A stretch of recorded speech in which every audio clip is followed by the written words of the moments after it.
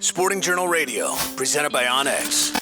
So then the question becomes, now this is on public property, county property, which it's not supposed to happen, first of all. And then you find out that it's infected, CWD-infected carcasses on this public property. So that raises the next issue of what to do with it. Because when it's found on a farm, there's protocols in place to kind of isolate that farm from wild deer. It's a little bit tougher to do that on public property, isn't it? Exactly. Yeah, we're just finding out now how tough it is. So we are looking into how we can isolate this area and prevent free-ranging deer from having contact with, because we know even though the carcass remains were taken from the site, prions can leach into the soil and it can continue to continue to contaminate an area even after you remove the actual carcass remains. So we are looking into how we can isolate it. We're looking into fencing off the area, which initially we thought wouldn't be too complicated, but we've now found out just how complicated it can be. This is a timbered site, and before a fence can be put up, the line, that where the fence is going to be needs to be cleared of timber. There's also wetlands in the area. It's very hard to fence over a swamp. And so, we're dealing with probably having multiple people needing to be involved, different contractors to erect this fence. We also need to consider how that fence, if we do end up moving forward with the fence plan, how it can be constructed while maintaining biosecurity in the area. Because we don't want soil to be leaving that area on, people's boots. We don't want it to be on equipment. So once we really started looking into this and really the burden has fallen on our local and regional wildlife staff, it has turned out to be extremely complicated. How do we know for sure that all the parts of those carcasses have been found and cleared from that site? Our staff has extensively surveyed the area. So I think we know the extent of where the carcasses were placed, but will we ever be 100% confident? I can't say that. And it's 8 to 10 acres is this area, because the deer were dumped and then they were spread out by scavenging animals, wolves, coyotes, or whatever the case may have been, correct? Yeah, I think we're estimating that we'll need to fence an area of about 6 acres at this point. Okay.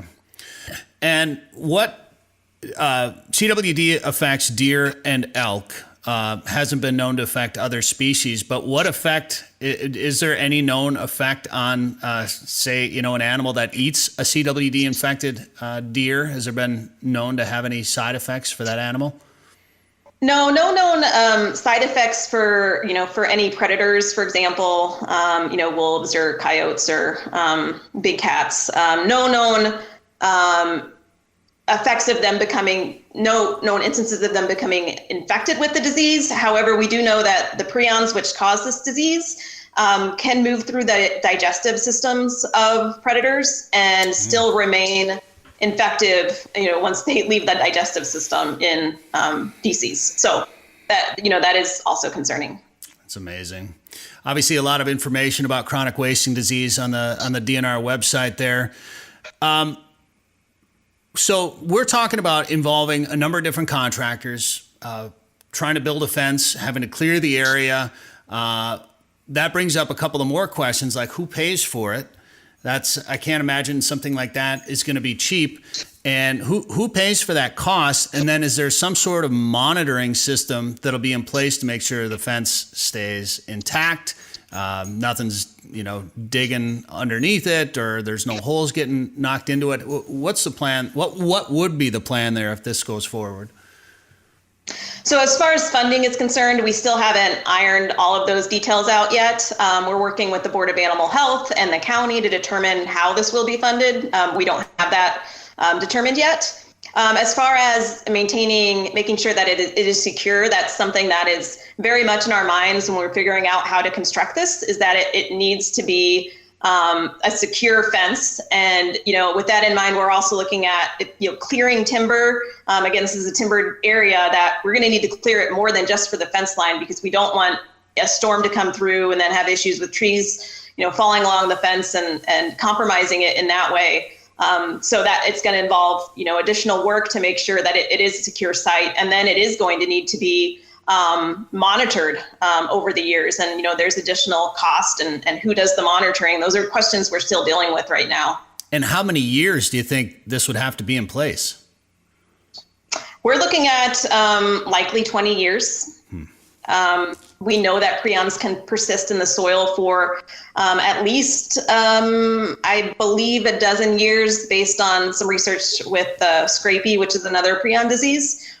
Nobody knows for sure how long CWD prions can persist in the environment, but it's something we certainly want to be conservative about and maintain it as long as we think it could possibly continue to be infectious. Hear more at sportingjournalradio.com or wherever you get podcasts.